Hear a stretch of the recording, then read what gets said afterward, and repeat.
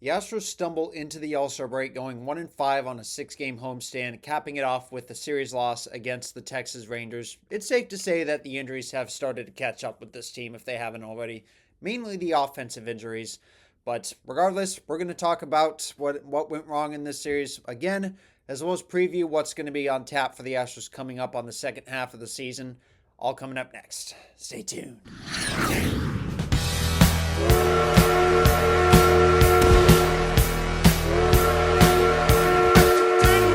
The Astros cap off a first half of the season with a 56-40 record and on first place in the division, up by 5 games on the Seattle Mariners.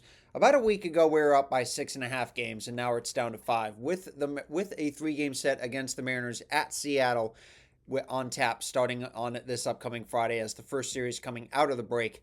Unfortunately, despite all the injuries we have, nobody on the injured list is going to be returning down to that series. As much as I would have liked that to be the case, it's just sadly not going to happen. But, pitching I think was more the issue on this homestand, more so than the offense. And, you can't really blame that on injuries if I'm being 100% honest. Well, let's break down the series. First things first, let's dive right into a couple of injury updates. I know I have 2 or 3 to share per video, but that's what happens when you have a bunch of guys on the injured list. These, of course, are coming courtesy of Dana Brown once he had said on the team's pregame show on Sports Talk 790. We're going to start with Yordan Alvarez. He will be reevaluated this upcoming Thursday, and then he believes that once it's over that the doctor could potentially clear him to start swinging the bat. But, but he says that as long as Jordan feels good, we're going to try to expedite his return and that he has absolutely no pain in his hand, which is a great sign. So, hopefully we'll see him back at some point this month. So fingers crossed on that. Next one, unfortunately, it's a bad one. We might as well just get it out of the way now rather than later. Unfortunately, Jake Myers, according to Dana Brown, will be out for more than 3 weeks, which is really sad with that calf contusion. But just you wait, and I want you guys to be screen recording this. Just you wait, because I can guarantee you once those 3 weeks are up, they're going to get an MRI on that calf, and it's going to reveal an Achilles tear, and he's going to be out for the season, which, I really hope that does not happen to him, but knowing our luck and how shady the medical staff has been, that's probably, it would not shock me if that would have happened to him. So, but fingers crossed on that. Next up, this isn't really much of an injury update. It's just a more so personal update, I guess you can say. Isaac Paredes, he will not be, despite being named an All-Star, he will not be traveling to Atlanta to even participate in the All-Star festivities, and instead will just spend that time with his family. I think that's a rather smart move, and personally one that I'm okay with, because over the years I've kind of grown to see that the All-Star game is just completely optional for players and that it's just more of a cash grab for MLB. It's 100% okay with me that, some players just decide to sit it out or, not play in the game, or at the very least go and participate in the festivities, but Isak's going to be doing neither. Next up is Christian Javier. He is actually ahead of Luis Garcia in his rehab. He, or Javier that is, could be helping us this year, but for Garcia, it might take him a little bit longer, so, that's still a little bit sad to see because Luis Garcia was the one who went down first, so theoretically he should be back first, but sadly, that is just not the case. Next up, Spencer Arrighetti. He could begin a rehab assignment within the next week and a half. He's currently throwing live BPs at West Palm Beach. Next up is Jeremy Pena. Dana Brown said they're still going to be taking it slow, but he did state that of all the guys that have been hidden the injured list recently, that he is probably going to be the first guy to come off. So hopefully that's a good sign. I would imagine we might see Pena this month, maybe Yordan early next. So, that's my prediction. We're going to see Pena this month, maybe Yordan next, and then hopefully Christian Javier and Luis Garcia to follow for our stretch run.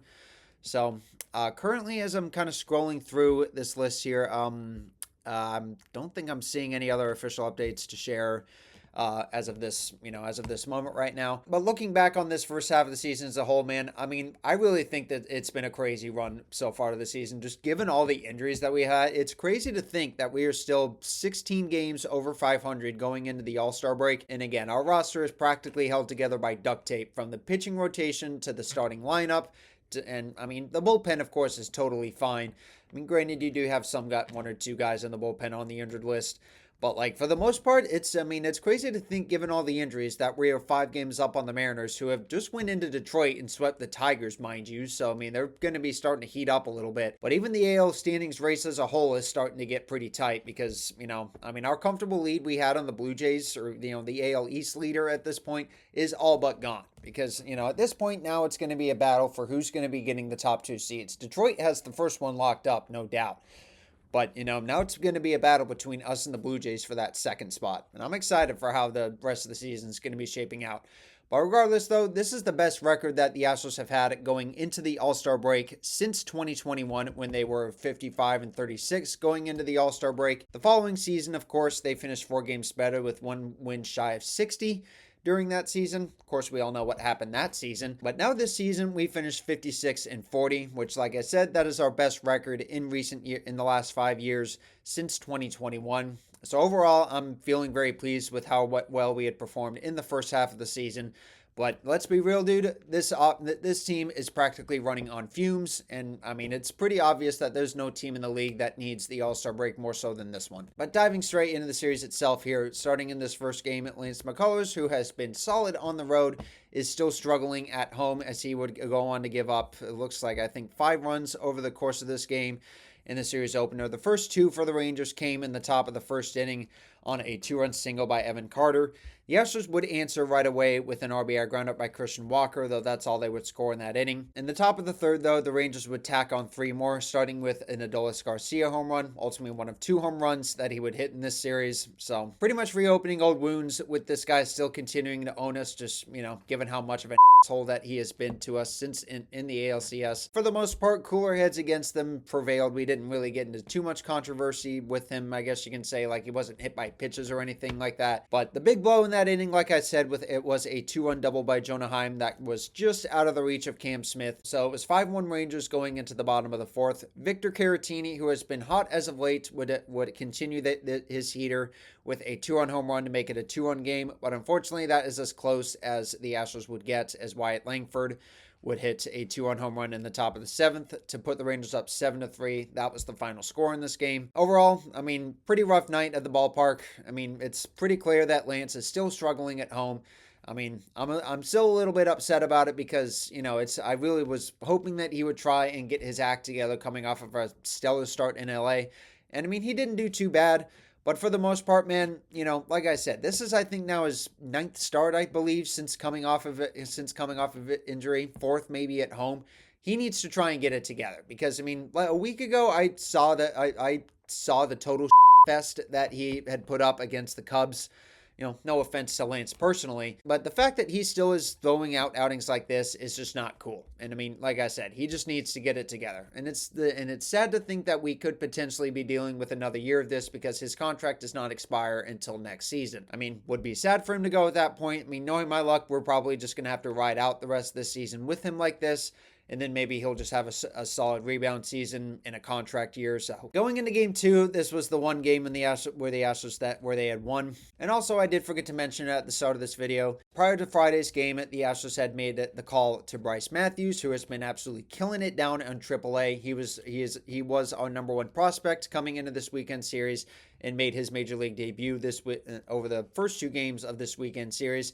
He unfortunately did not get, he is sadly still searching for his first major league hit, which I'm sure he'll probably get after the All-Star break against, a more chillax kind of team, because if I'm being honest, man, this was probably the worst time for us to call him up and, get him thrown straight into the fire against a rather good Rangers team, if I'm being honest, who has one of the better pitching rotations in the AL. But going straight into the scoring of this game, it had started on the top of the first inning on a wild pitch. That it had scored Sam Haggerty from third base, who had actually reached on an error by Mauricio Dubon.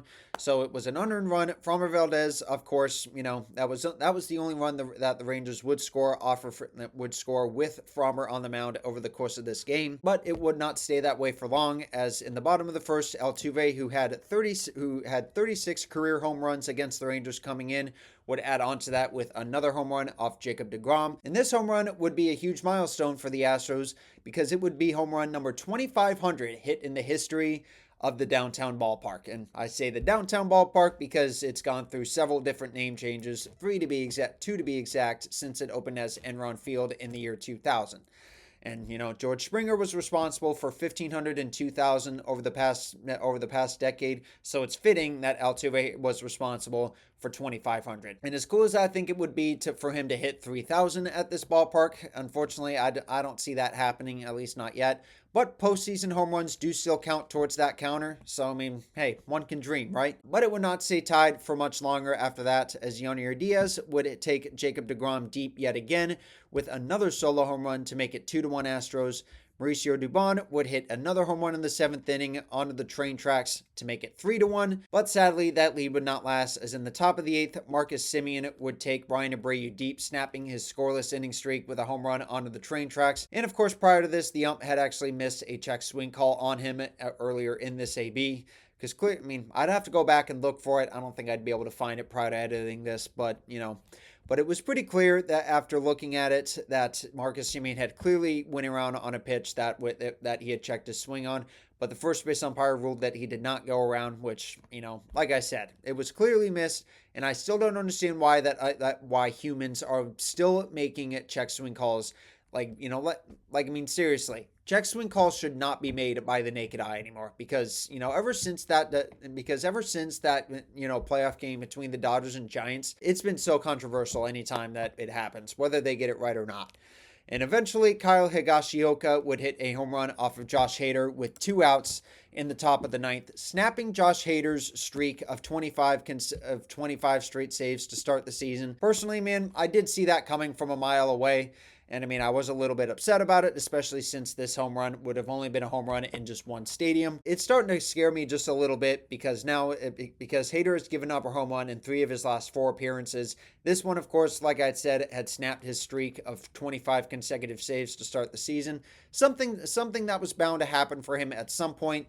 But like I said, I don't know what part of it sucked more. The fact that it was coming while the Astros were riding a 4-game losing streak coming in, or the fact that it would have been a home run, like I had said, in just one stadium. But 3-3 was the score going into the 11th inning. But prior to this, the Astros had a huge chance to walk it off in the bottom of the 10th with Mauricio Dubon bunting over Taylor Trammell, our Manfred runner, over to third base. But unfortunately, neither Cooper Hummel nor Isaac Paredes could come through, as Cooper would strike out, and then Isaac, although his hit looked good off the bat, it was just a soft liner to Corey Seager, and so that would extinguish that threat. But it was the Rangers who had struck first in Manfred innings, as Adolis Garcia, who, like I said, has been a thorn in our side his entire career, would hit home the Manfred runner for the Rangers, celebrating as he had done so. But Benet Sousa, who was pitching in this inning and also the inning prior, would get out of the inning without any further incident. But sadly for the Rangers, Adolis Garcia's celebration came a little bit too early, as rookies Cam Smith and Kennedy Corona would both draw walks to load the bases for Christian Walker. He would hit a sacrifice fly, event capping off what was a frustrating night for him at the plate, going 0 for 5. But his final AB was a sac fly nonetheless. That would score Isaac from third base for just the first out of the inning to tie the game at 4. Would have been best case scenario for the Rangers, considering that A, the runners didn't advance, and B, you're basically just conceding the tying run for an out, which you'd probably take that any day. But it was Zach Short in this game who played the hero in this game, as he would hit an opposite field single to score Cam Smith from second base to win the game for the Astros by a final score of 5-4. So a rather good night. Astros fans got sent home happy. But unfortunately, it felt like that the celebrations were a little bit hungover, if I'm being 100% honest, because the offense was pretty much dead in the water. Nathan Eovaldi was absolutely cooking the Astros, and Hunter Brown pitching on short rest also did not help matters, and he also did not look very sharp in this game. Zach Short, who again, like I had said, hit the game-winning RBI last night, did hit a home run off of him in the bottom of the 6th, but that was the only run that they'd score over the course of this game. The Rangers ended up taking 2 out of 3 from the Astros in the second round of the Lone Star Series going into the All-Star break. All things considered, this wasn't too bad of a start to the season. We're still 16 games over 500. So we're not playing too bad, all things considered, given all the injuries to the roster. But I think this is a golden opportunity for us to use the All-Star break to treat our wounds as we prepare for a gargantuan series against the Mariners in Seattle coming out of the break. It's going to be a packed house, man. This one I think could be make or break as far as who's going to win the division. Getting a series win here is probably going to be tough just because of how things are going to be. But hopefully Hunter Brown will be able to start on a full day's rest. I would like him to pitch no earlier than Saturday's game, if I'm being honest. But, it's not my call. So, anyway, guys, that's going to do for this video. Good first half of the season, like I had said earlier. So, leave a like if you guys enjoyed. Subscribe if you're new. And if you want to watch any of my other videos, click these cards here above my shoulders. Leave a like if you guys enjoyed, like I said. And I will see you guys in the next one.